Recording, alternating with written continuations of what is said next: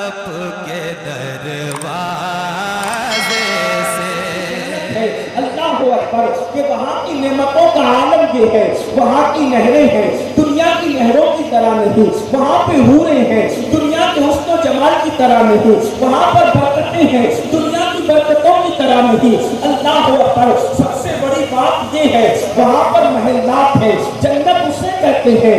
ایک ادنا جنتی کو جو جنت عطا کی جائے گی اس کا حال یہ ہوگا، یہ ہماری دنیا سے تقریباً 7 درجہ بڑی ہے جنت ہوگی جو ادنا جنتی کو دی جائے گی۔ اور بڑی بات یہ ہے اللہ اکبر اس میں ایسے محلات ہوں گے جو یاقوت زبرجد اور اس کے بعد اللہ اکبر سونے اور چاندی کی اینٹوں سے بنے ہوئے ہوں گے۔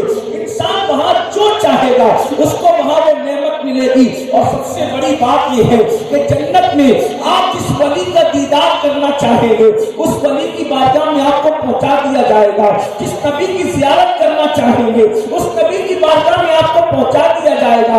حد تو یہ ہے کہ سید الانبیاء کا دیدار بھی کریں گے۔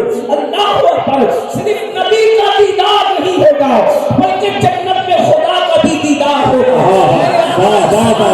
صحابہ نے پوچھا یا رسول اللہ صلی اللہ علیہ وآلہ وسلم ہم اپنے اللہ کا دیدار کیسے کریں گے؟ تو آقا فرماتے ہیں کہ جیسے تم آسمان پر چاند دیکھتے ہو اسی طرح تم اللہ کا دیدار کرو گے، یعنی کہ کوئی حجاب نہیں ہوگا، کوئی پردے نہیں ہوں گے۔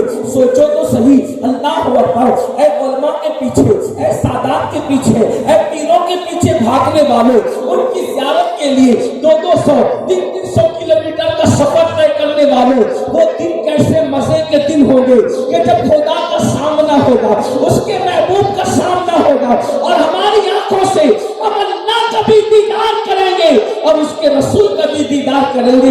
اللہ اکبر یہ جنت ہے، لیکن آج میرا عنوان جنت نہیں ہے اور میرے آقا علیہ الصلوۃ والتسلیم فرماتے ہیں ایک منزل تو جنت ہے اور دوسری منزل جہنم ہے۔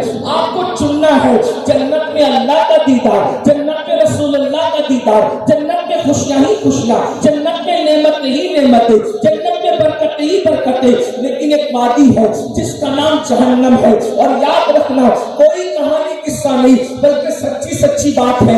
اب منزل آ رہی ہے اللہ اکبر ایک اور جسے جہنم کہتے ہیں۔ اور یہ جہنم کیا ہے؟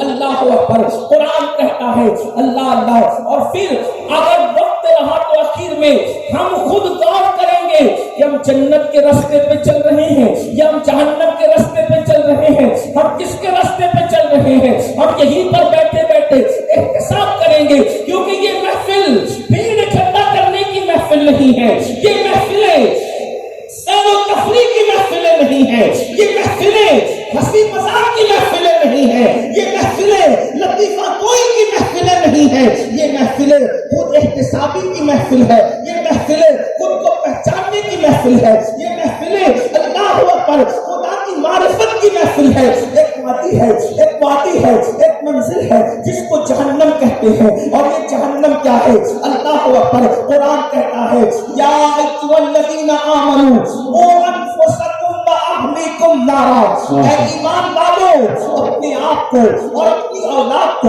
اپنی اہل و عیال کو جہنم کی اس آگ سے بچاؤ جس کا ایندھن انسان اور پتھر ہے۔ یعنی جہنم کا ایندھن کیا ہے؟ انسان اور پتھر سے جہنم کی آگ بھڑکائی جائے گی۔ جہنم کی آگ اللہ اکبر انسان اور پتھروں سے بھڑکائی جائے گی۔ جانتے ہیں یہ جہنم کیا ہے؟ آگے ذرا دل کے کانوں سے سن لو۔ لوگوں سے نفرت کرنے والوں کم سے کم اپنے آپ سے تو محبت کر لو۔ لوگوں پر نکتہ چینی کرنے والوں کم سے کم اپنی آخرت کی فکر تو کر لو۔ دنیا کی محبت میں ڈوب کر آخرت کو بھلانے والوں اپنے سچے نبی کا فرمان سن لو۔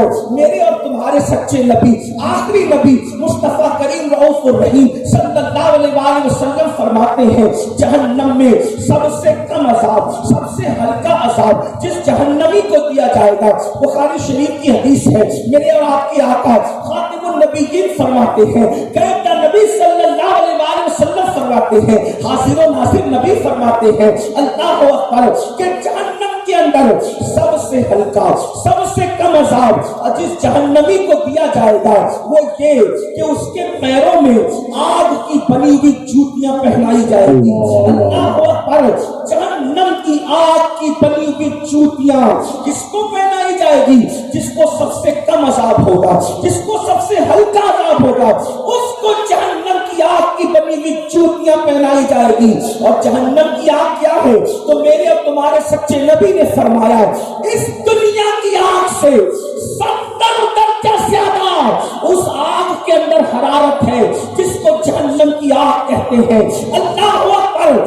سگریٹ کے چٹکے سے بے قرار ہونے والوں, ماچس کے چٹکے سے بے چین ہونے والوں, موم بتی کے چٹکے کو برداشت کرنے کی طاقت نہ رکھنے والوں, اس دنیا کی آگ سے 70 درجہ زیادہ, اور ایک روایت کے مطابق ان 70 درجہ زیادہ جہنم کی آگ تیز ہے. اور میرے آقا فرماتے ہیں سب سے کم سب سے ہلکا عذاب جس جہنمی کو دیا جائے گا وہ یہ کہ اس کے پیر میں آگ کی جوتی پہنائی جائے گی. اور سچے غیب دان نبی فرماتے ہیں جس کے پیر میں آگ کی جوتی پہنائی جائے گی تو آگ کی جوتی کی وجہ سے اس کے سر پر اثر یہ ہوگا کہ اس کے دماغ میں اس کا بھیجا ایسے کھولنے لگے گا جیسے چولہے پہ رکھی ہوئی ہانڈی کے اندر پانی کھولنے لگتا ہے. اللہ اکبر. جیسے چولہے پہ رکھی ہوئی ہانڈی میں پانی کھولتا ہے ویسے آگ کی جوتی پہنانے کے بعد اس انسان کا بھیجا کھول کھول کر اس کے پیروں پہ گرے گا. اللہ اکبر. یہ سب سے کم عذاب ہے. اب سب سے ہلکا عذاب یہ ہے. صحابہ نے عرض کیا یا رسول اللہ صلی اللہ علیہ وسلم سب سے کم عذاب یہ ہے تو سب سے زیادہ عذاب کا اندازہ آپ لگا سکتے ہیں. بڑے لکھے لوگ ہو, سمجھدار لوگ ہو, مجمع میں بزنس مین لوگ بھی ہوں گے, سب لوگ ہوں گے. اب آپ سے پوچھتا ہوں کم عذاب یہ ہے وہ لوگ برداشت کر سکتا ہے کوئی؟ اگر کوئی مولوی صاحب کا قول ہوتا تو شاید کوئی ہنس کے اڑا دیتا, کسی سیاسی لیڈر کی بات ہوتی تو لوگ اس کو رد کر دیتے, کسی خطیب کی خطابت کی جولانیاں ہوتی تو مبالغہ آرائی پر لوگ اس کو محمول کرتے. لیکن یہ تو وہ نبی کا فرمان ہے جس کی زبان پر خدا کا کلام بولتا ہے, جو اپنی مرضی سے کبھی بیان ہی نہیں کرتے, جو اپنی مرضی سے کبھی گفتگو ہی نہیں کرتے. میرے آقا علیہ السلام کے دیوانوں بتاؤ تو صحیح, اپنے ایمان والے دل پر ہاتھ رکھ کر سوچو کیا اس آگ کو برداشت کر سکتے ہیں؟ جو قوم دنیا کی آگ پر اپنا پیر نہیں رکھ سکتی, اللہ اکبر, جب پیروں میں آگ کی جوتیاں پہنائی جائے گی اور سر کا بھیجا کھولنے لگے گا اس وقت کیا ہوگا؟ یہ سب سے کم عذاب ہے, سب سے ہلکا عذاب ہے. اور صحابہ نے پوچھا آقا کم عذاب تو یہ ہے لیکن جہنم میں سب سے بڑا عذاب کس کو دیا جائے گا, سب سے زیادہ عذاب کس کو دیا جائے گا؟ اب سننا, غور سے سننا, دل میں ایمان والو, ایمان والے دل میں ہاتھ رکھ کر کے سنو, اپنا بھلا چاہو, اپنی خیر چاہو, اپنی آخرت کے لیے اس منزل کو چن لو جسے جنت کہتے ہیں, اور جہنم سے بچ جاؤ جس سے بچنے کا حکم اللہ دے رہا ہے.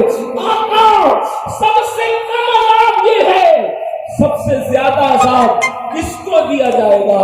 تو میرے آقا فرماتے ہیں جن لوگوں نے دنیا میں نماز کو ترک کیا ہوگا, جن لوگوں نے دنیا میں نماز کو چھوڑا ہوگا ان کو جہنم کا سب سے بڑا عذاب دیا جائے گا. کیسا؟ آقا فرماتے ہیں جہنم میں ایک وادی ہے, اس وادی کا نام وادی غی ہے. غی, آقا فرماتے ہیں بے نمازیوں کو وادی غی میں داخل کیا جائے گا.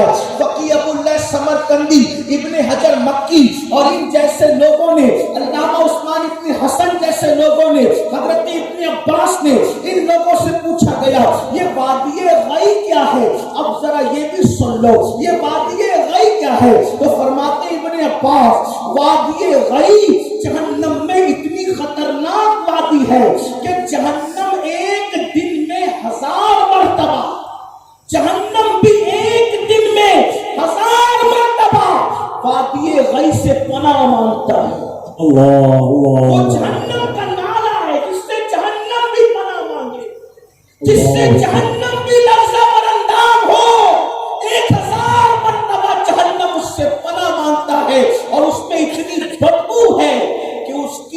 بدبو اگر دنیا میں ظاہر کر دی جائے تو دنیا کے سارے انسان اس کی بدبو کی وجہ سے مر جائیں. اللہ اکبر. ایسی وادی میں بے نمازیوں کو رکھا جائے گا اور میرے اور تمہارے سچے نبی صلی اللہ علیہ وآلہ وسلم ارشاد فرماتے ہیں جہنم کے اندر اللہ اکبر جس وادی میں بے نمازیوں کو رکھا جائے گا، اے کاش صرف 10 منٹ کا ٹائم لگتا ہے نماز کے لیے. کتنی سادگی سے کہتے ہو مولانا ٹائم نہیں ملتا. مسجدوں کو ویران کرنے والوں لوگ کہتے ہیں دیکھو ہمارے جلسے میں کتنے لوگ آ رہے ہیں. میں کہتا ہوں یہ قیامت کی نشانیوں میں سے نشانی ہے. کیوں؟ اس لیے کہ ہمارے دل جلسے بھرنے سے ٹھنڈے نہیں ہو سکتے. سیاسی لیڈروں کے دل ٹھنڈے ہو سکتے پبلک دیکھ کر، لیکن ہمارے دل جلسوں کی بھیڑ دیکھ کر ٹھنڈی نہیں ہو سکتی. ہم شکر ضرور ادا کرتے ہیں اللہ کا کہ اللہ تمہیں توفیق دی میری قوم آ گئی، لیکن یاد رکھنا یہ جلسوں میں آنے سے ہمارے دل ٹھنڈے نہیں ہوں گے. جتنی تعداد میں تم جلسوں میں آتے ہو، جب تک اتنی تعداد میں تم فجر میں نہیں آؤ گے اس وقت تک ہمارے کلیجے ٹھنڈے نہیں ہو سکتے. اس لیے کہ یہ قیامت کی نشانیوں میں سے نشانی ہے کہ لوگ دین سننے تو جمع ہوں گے.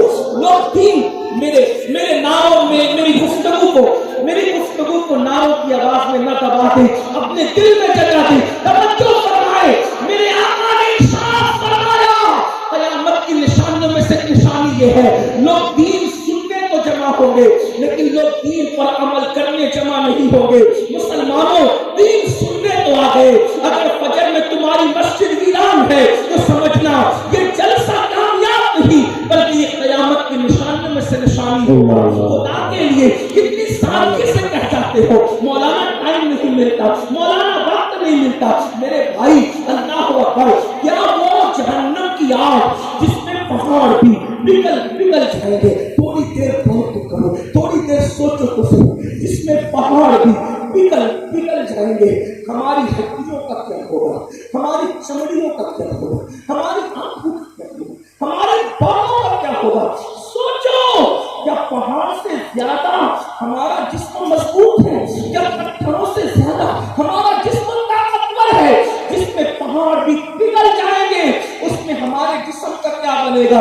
ایک وقت کی نماز کے لیے 10 منٹ سے زیادہ کا ٹائم نہیں لگتا میرے بھائی. آپ کیرم کھیلنے کے لیے وقت نکال رہے ہیں، آپ یوٹیوب پر وقت نکال رہے ہیں، آپ فیس بک کے لیے وقت نکال رہے ہیں، واٹس ایپ ہم چیک کرنے لگتے ہیں. آپ کو یا میں ہوں، میں آپ سے اپنے آپ کو الگ نہیں کر رہا ہوں، واللہ الگ نہیں کر رہا ہوں. معذرت کے ساتھ، بڑی معافی کے ساتھ، میں بھی آپ میں سے ہوں.